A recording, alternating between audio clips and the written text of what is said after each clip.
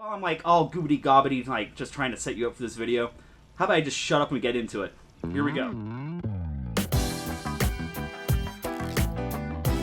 What's up, Net? Kirk FM here with your newest top releases, my top 5 for the week of September 9th. And like I keep telling you guys, the only reviews that matter are right here, so thank you for joining us. Here at Comic Impact, we have been seeing some really cool stuff been coming out the last couple of weeks, but now we're starting to watch the Secret Wars start to wrap up. Number 5 this week, we're going to go with Planet Hulk number 5 by Sam Humphries. This does wrap up this series.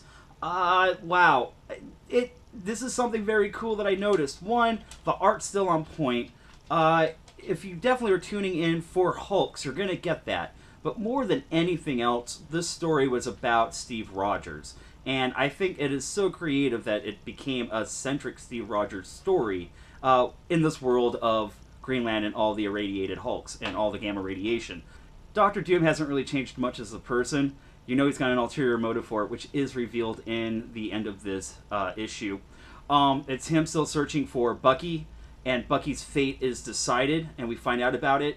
Number 4 this week, this is one of my favorite series happening right now, and it's been a little delayed, and you see what these guys are able to accomplish in this comic, and you don't care. You give them all the forgiveness and leeway in the world because what they are accomplishing is fucking amazing. We're going to go with The Legacy of Luther Strode, number 3. Luther Strode is just this amazing creation over at Image, and right now we're watching Luther, and you remember it's kind of based on the idea of Flex Mentallo, and it's this guy who's been able to summon all his chi and become like the perfect, human being version of himself, and he's just all muscles and badass, and he started off as a little scrawny kid, much like a Steve Rogers sort of story.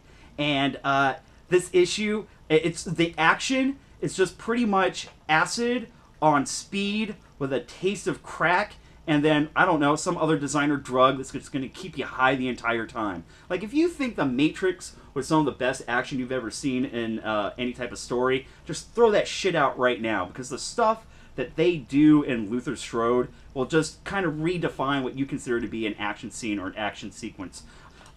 It's not just all violence and blood and guts and amazing action sequences. There's also some really great poignant character moments that break up all the violence and action, where it's kind of funny, but without taking you outside of this world that they're creating with this character. It's fucking amazing, and it's definitely worth checking out. This is also the third, I want to say, like, leg of the series. There was a 1 and a 2 set of books. So this is the third part of Luther's story. You're gonna look like really spiffy, but you can't tell. I'm wearing shorts. Number 3 this week. I guess you kind of saw this one coming, especially if you're going to see 3 and 2 coming from a mile away, if you know what I like to read and who I think some of the best creators are in comics right now. We're going with Wicked and Divine number 14, and a lot of people are going to disagree with me, and then I'm going to give you some points as to why you need to look at it from a different point of view, and go reread this comic. It's really fucking awesome. So we're dealing with the character of Woden, and he is the Tron-looking Daft Punk guy in the helmet and like the hardcore leather motorcycle gear with like the glowy stripes. When I say Tron, you know what I'm talking about. I don't need to explain that. If you're watching this video, you definitely know who Tron is. Number 14 will seem like it's an issue that's just getting you up to speed on all the stuff that's happened so far. But when you take a closer look at it, it's actually all old artwork from previous issues in the series, all told from a kind of slightly different point of view, or different dialogue, or kind of like really stripping down who some of the characters are in this story. And it's Woden kind of like reiterating it to you, but you don't realize he's actually talking to somebody else. Also, can we just maybe talk about the fact that sex criminals and Wicked and Divine decide to cross the streams again in this issue? And I'm now beginning to think that maybe they all exist in the same universe. Do you think I put enough vodka in here? Number 2 this week is, once again, more Gillen and McKelvey love. I'm going to go with Phonogram, The Immaterial Girl, number 2. And first issue didn't come out all that long ago. I implore you to go get that, because a lot more happened in that issue to set up this issue. We're dealing with Emily and Claire, and basically it's 2 halves of the same person. And she actually ended up giving up half of herself to, like, this video god. and now that other half has been trying to get out for a while. So Emily and Claire have switched places, and forcefully so. This is not planned. And Emily is now watching Claire decide to destroy everything that we've learned and known about with this one coven full of phonomancers and other people that are able to harness music as magic and all the different ways they use it. And she's definitely got some very nefarious plans for everyone. But one of the best parts of this series is watching how we're taking the 80s influence of the Aha Take On Me video, and they actually are using that type of art to tell that side of the story. Alrighty guys, let's get the mustache ready for this one. Because we are at the disappointment of the week. Yeah, when it comes to talking about this part of the show and my reviews, I always kind of have to check myself on this. And we're going to talk about Renew Your Vows, Spider-Man number 5. Guys, if you know me at all, I'm the Spider-Man guy. It's my favorite character, and I've loved everything they've done over the last few years. I think Slott has done awesome things in growing the character, moving him in new places, and with Secret Wars, we've had that opportunity because we decided to go back and revisit back when Peter and Mary were actually married, and what would happen if they had a teen daughter. And they are ruled in their part of Battle World by a totalitarian tyrant who is now hunting down all the different heroes and absorbing all their powers for himself. This series started off as a disappointment of the week for me, and then at one point was the pick of the week. It was my number 1 for a while because it really found its stride in its voice. And then with number 5, it all goes out the fucking door. I don't know what happened. The art seems rushed. It seems like they wanted to get a couple more issues in there. And leading towards the end of the series, the story doesn't make any sense because you know there are like 4 or 5 different things happening in between each panel that they actually show you, and you're just automatically supposed to assume that that happened. And to the casual comic book reader, I think it's a bunch of bullshit. I don't think you're going to put 2 and 2 together on this, especially if Spider-Man is just your favorite hero and you just want to read all those Spider-Man stories. So that said, the ending on this is a giant fucking cop-out. Bear with me. If you're going to tell these what-if stories in Marvel, and they don't necessarily have to have an ending that's going to affect the character later on, because they're just going to retcon and redo everything that's going to come in the new continuity in Marvel the next few months or so when they jump ahead 8 months, why not tell a really fantastic story, even if it's a what-if, and end it on something that would be world-changing or affect the lives of Peter and Mary and their daughter in amazing ways.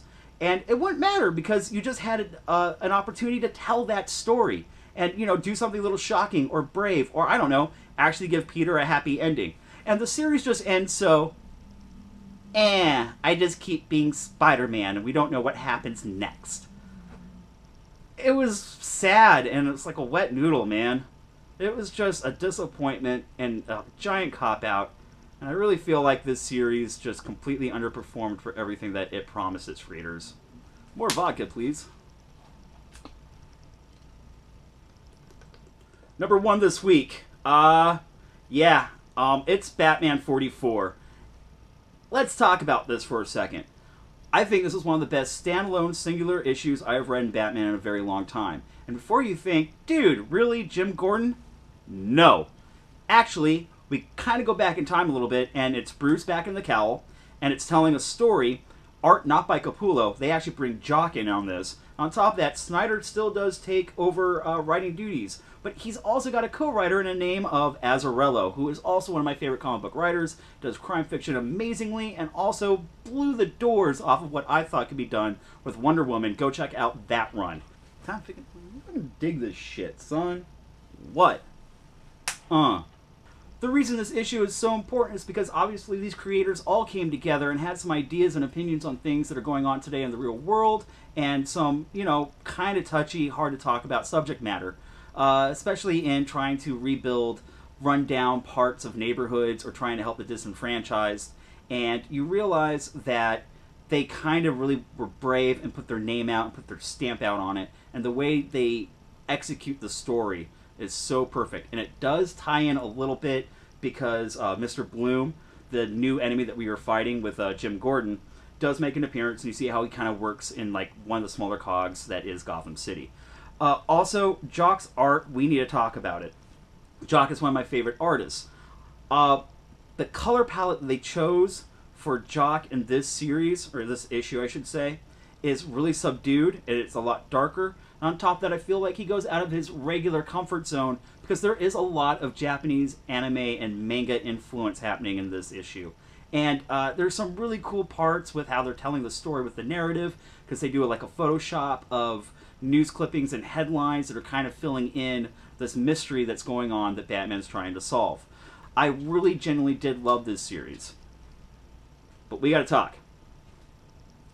I also think it's very frustrating and unfair for all the other creators in the Batman family titles right now.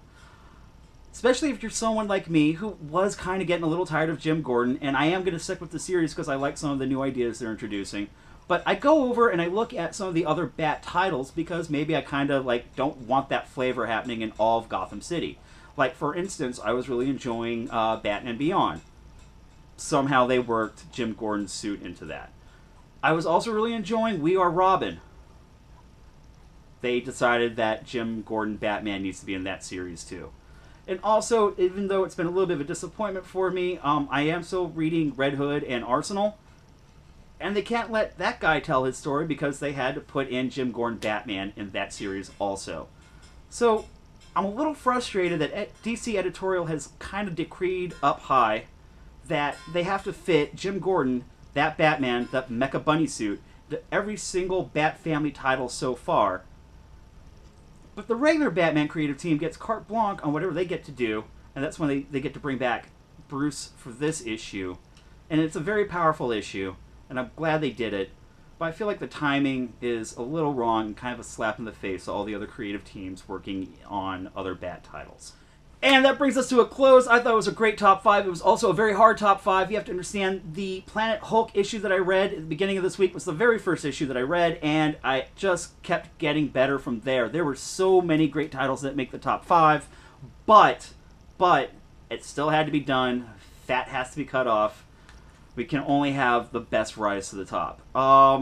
Let's see. Find me at Twitter at KirkLikesStuff. Also, please like and subscribe over at Comic Impact for other reviews. We have the podcast coming up. We also have some pretty cool stuff going to happen with the website in the next few months or so.